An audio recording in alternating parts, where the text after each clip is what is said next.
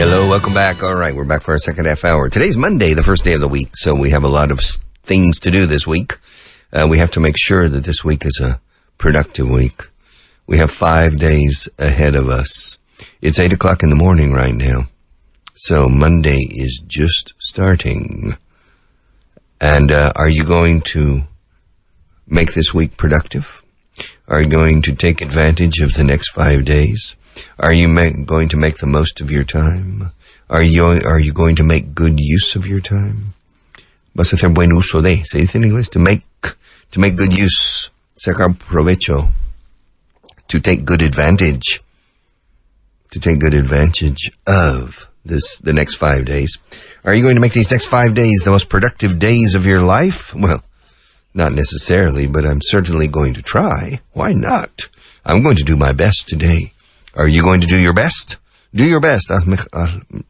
Tu mejor se dice en inglés. Haz lo mejor que puedas. Okay, boy. Do your best. Always do your best.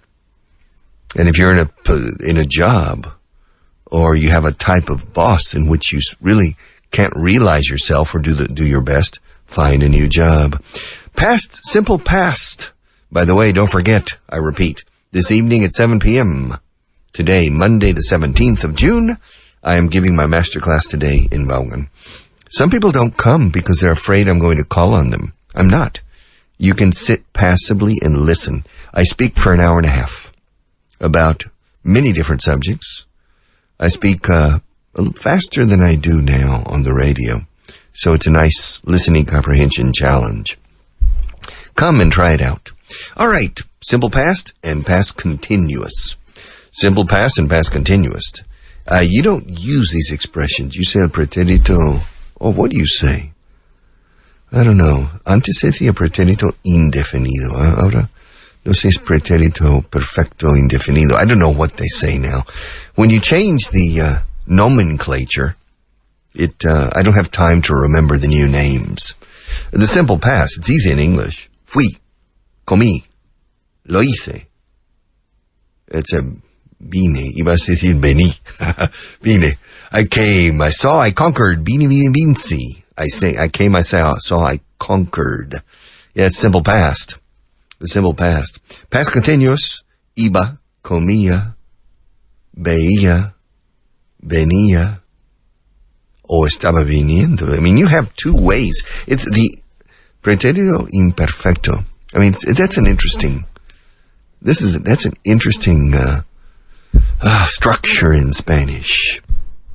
Interesting structure because sometimes, in maybe half the time in English, it's perfectly translated as the past continuous. Cuando venía esta mañana, vi un incidente curioso. Okay, there it's when I was coming, cuando estaba viniendo, when I was coming in English. When I was coming to work this morning, I saw a strange incident. Something happened, algo ocurrió cuando yo venía. When I was coming, cuando estaba viniendo. But in other cases, no. Él era un gran hombre. He was, that's simple past, he was a great man. También se puede decir él fue un gran hombre. You know, it's difficult for me to know which. For example, George Washington fue un gran hombre. Era un gran hombre. I suppose in this case you would say fue un gran hombre. Now, a person who died yesterday, perhaps it's better to say era un gran hombre. But I don't know. Between era and fue, sometimes I just don't know. Okay, in some cases, yes. Cuando yo era soldado, okay, cuando fui un soldado, no. But still, it's interesting the imperfect tense in Spanish is not easy to understand completely for an English speaker. But here in English, it's easier. I was coming, I was going, I was eating, drinking, etc. ¿Qué pasó cuando venías aquí? What happened? What happened when you were coming here this morning? What happened when you were coming? What happened? Le vi cuando iba a clase. I saw him when I was going to class. Hi, Horace, how are you? Horacio. Horace. Hey, Hey, Horace, long time no see. How are you doing? Le vi cuando iba a clase. I saw him when I was going to class. ¿Qué hacías tú cuando les viste? What were you doing? What were you doing when you saw them? What was I doing? When I saw them? Well, let's see. I saw them at 3 o'clock, so I was having lunch. When I saw them. Really? You were having lunch when you saw them? Yes, I was having lunch when I saw them. And where were you having lunch? I was having lunch in Restaurante Manolo. Huh? You were having lunch in Manolo restaurant when you saw them? Yes, did they see you? No, they didn't see me. But I saw them. And they didn't know I was in the restaurant. They didn't know I was having lunch in the same restaurant. I was only 2 tables away.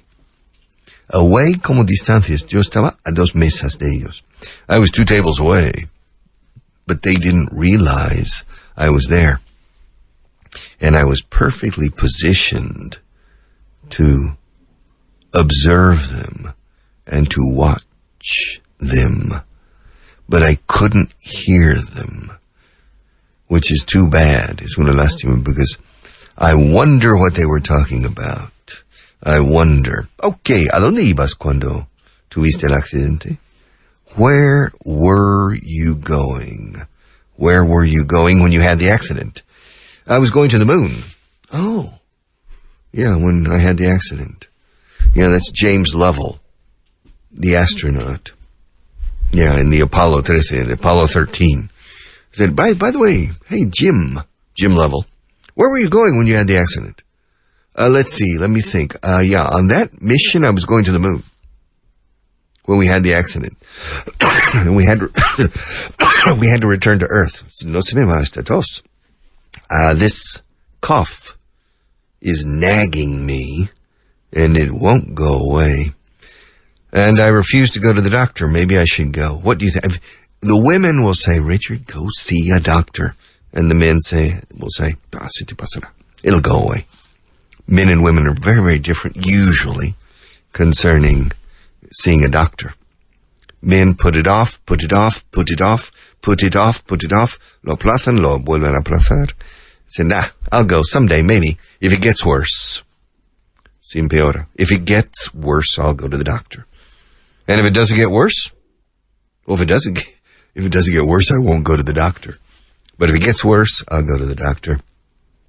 A chronic cough. If it becomes chronic, then I'll go to the doctor. Yeah, and say, hey, doc, what's the problem here? And the doctor will say, well, you should have come to me 6 months ago. Yes, whatever. But that's life. Men put things off and sometimes pay a price for doing that. To put things off, aplazar las cosas, to procrastinate.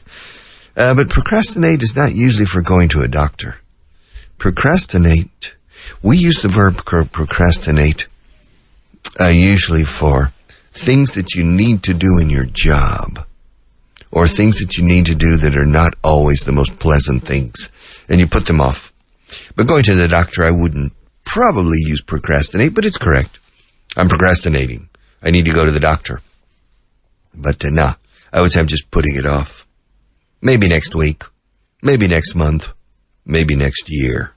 Yeah, I'll go. But the only doctor I visit on a regular basis is the dentist. And the dentist isn't an MD. Well, some dentists are. Some dentists are what they call estomatólogos. And I don't know how to say estomatólogo in English. I mean, it's a Spanish estomatólogo. Let's see what it says. Estomatólogo. Dicen odontología. All right. Let's go into word reference and see what they put for estomatólogo. Estomatólogo. Okay. Synonyms. Estomatólogo. In English, estomatólogo. I've never heard the word stomatologist. Stomatologist. Stomatologist. Stomatologist. I'm a I've never heard that word in my life. The science dealing with the mouth and its diseases. Okay.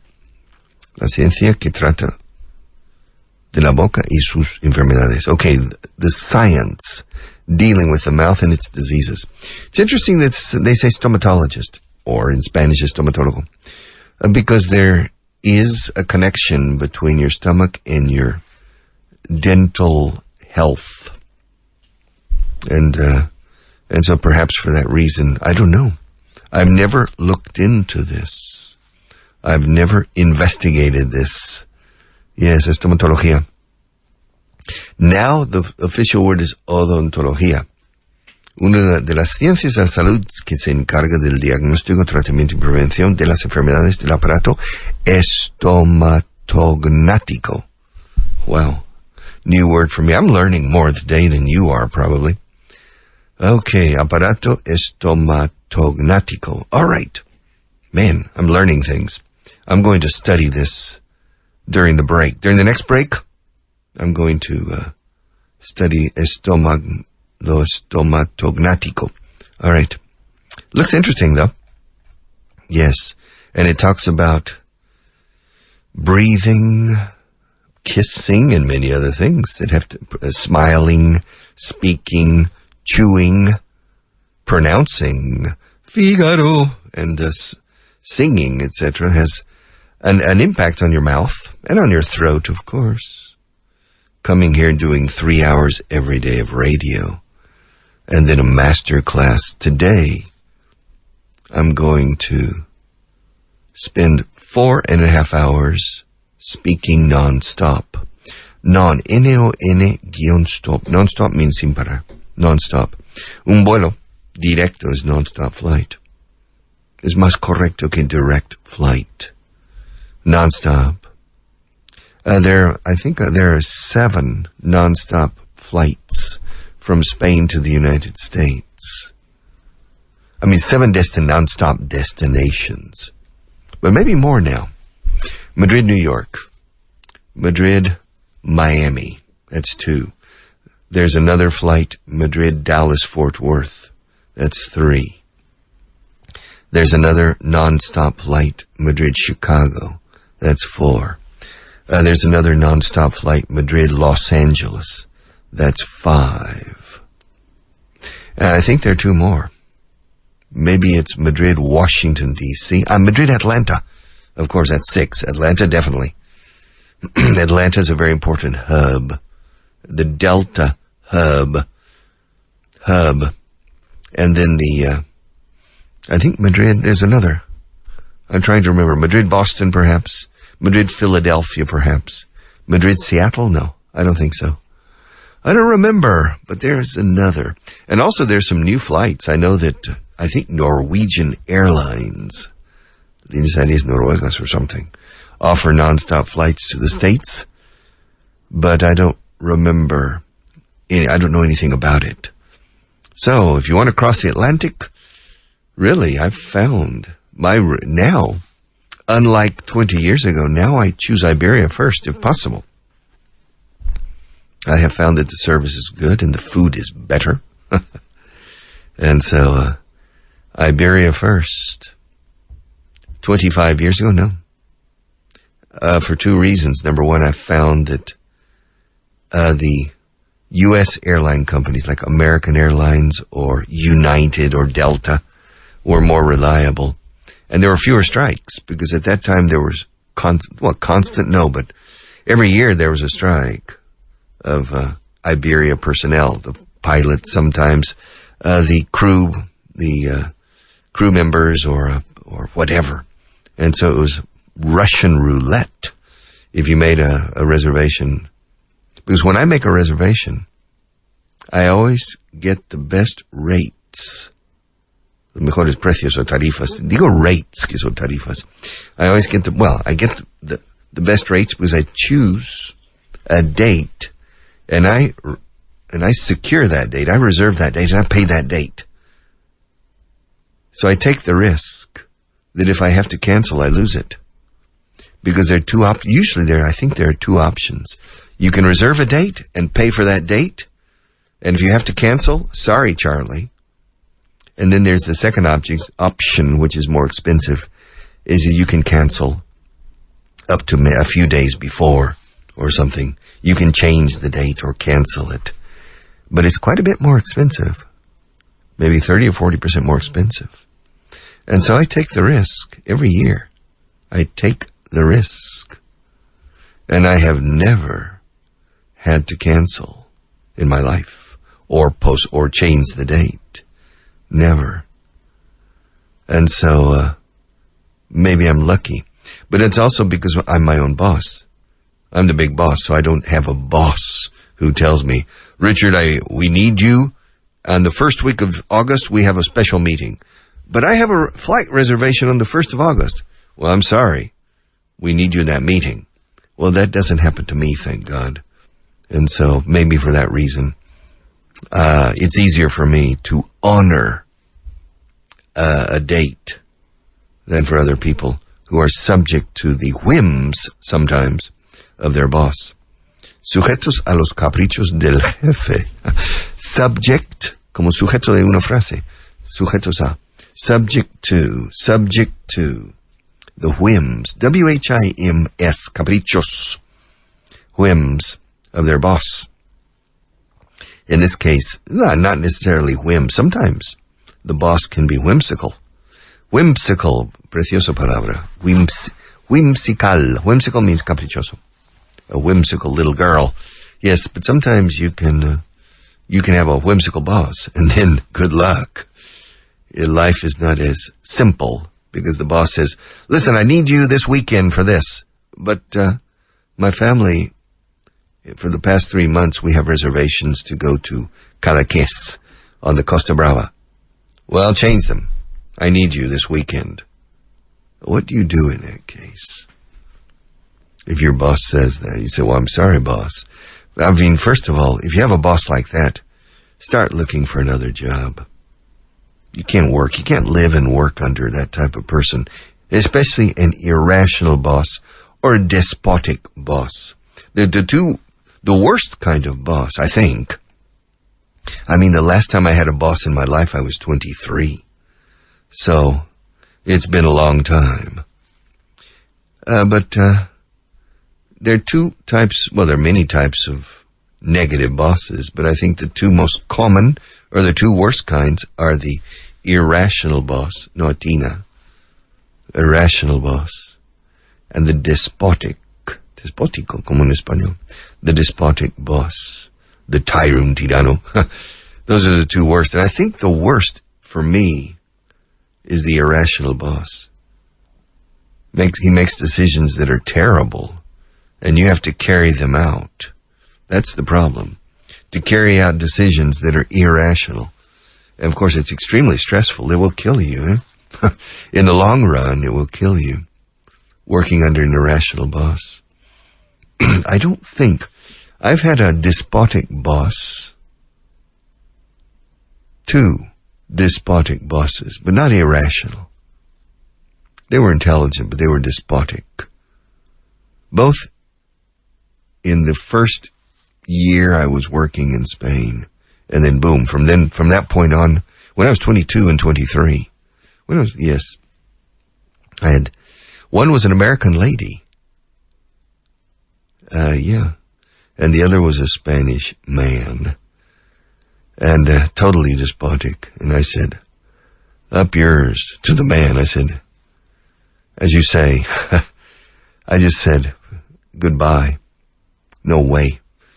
And he had trouble dealing with me because first, I was from a different culture. Second, I was free. He didn't understand the type of freedom I had. I didn't have a wife at that time, no family, no mortgage. I was 8,000 kilometers from my family. I was free as a bird, and I was working and doing a very good job. But he was despotic, and I said, well, toodaloo, goodbye. And I think he had trouble handling that somebody could just say, forget it. Up yours. Up yours an expression that I'm not going to translate. But I imagine you can figure it out. And, but from that point on, starting in 1975, early 76. I'm trying to remember how old I was. In 1975, I finally went independent and worked freelance as an English teacher. And then in early 1977, February 1977, I started this business. And I'm still doing it. Can you believe it? 42 years doing the same thing. Well, 45 years doing the same thing. Teaching English. My God. In my next life, that will not be my first choice. But teaching English as a second language will definitely be among the top 5. It won't be my first choice in my next life, but it will be in the top 5, which means I respect the profession and I like the profession. And I'm not against repeating this profession in my next life. But there are maybe 3 or 4 others, no, 3 at least, that I would include before this one. All right, shall we continue? ¿A dónde ibas cuando tuviste el accidente? Where were you going? Where were you going when you had the accident? ¿Dónde estaba él cuando se enteró del accidente? Cuando se enteró, ¿dónde estaba? Where was he when he learned about the accident? Where was he when he learned about the accident? Learned about or found out. When he learned about, en español a veces decís saber. ¿Dónde estaba cuando supo del accidente? It's interesting because the verb to know, saber o conocer, no se puede traducir en el indefinido, supe. Cuando supiste, and that's to find out, or to learn. Cuando supiste, supe que estaba enfermo ayer. I found out, or I learned. Cuando la información te viene a ti y te enteras, se usa más learn, como aprender. Cuando tú vas a por la información, más proactivamente, it's to find out. Voy a averiguar. ¿Cómo averiguar? I'm going to find out. I learned about it yesterday. Lo supe ayer. I found out yesterday. Find out puede cubrir los dos. Learn is always passive. You receive the information unexpectedly, usually. Oh, I learned about it. ¿Dónde estaba él cuando se enteró del accidente? Where was he when he learned about the accident? ¿Qué hacías cuando oíste la noticia? ¿Qué estabas haciendo? Vamos. What were you doing when you heard the news? Claro. ¿Qué hacías cuando oíste la noticia? Ahora, ¿qué hiciste cuando oíste la noticia? Es totally different. Como resultado de oír la noticia, hiciste algo. What did you do when you heard the news is totally different than what were you doing. What were you doing is first, and what did you do is second. Forzando the illustration here. ¿Qué hacías cuando viste la noticia? Y luego, ¿qué hiciste? What were you doing when you heard the news? I was ironing my shirts. Planchaba mis camisas. I was ironing my shirts. And what did you do when you heard the news? Well, I continued ironing my shirts. Really? Well, what could I do? My God. There was a nuclear explosion in Sevilla.